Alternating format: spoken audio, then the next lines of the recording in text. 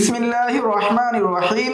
আদ-দারসুস সাদিসু ওয়াল আরবাউন, উসুলুত তাখরিজ বা হাদিস বের করার 46তম দর্স।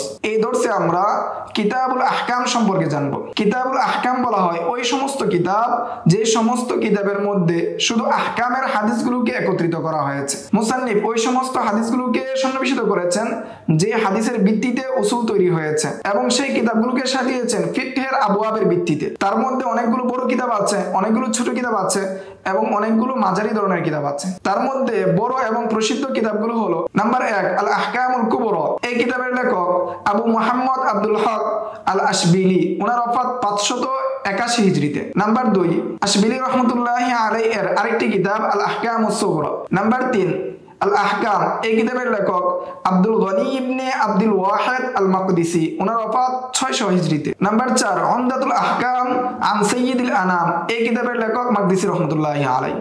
এরপরে কিতাব হলো আল মুনতাকা ফিল আহকাম।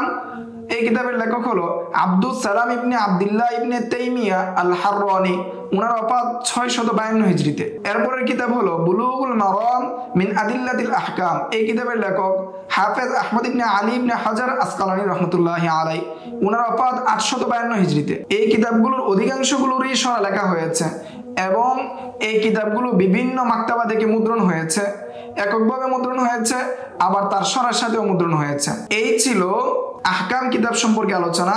আগামী দর্সে আমরা মওযুআতুন খাসসা সম্পর্কে বিস্তারিত জানবো। আসসালামু আলাইকুম ওয়া রাহমাতুল্লাহ।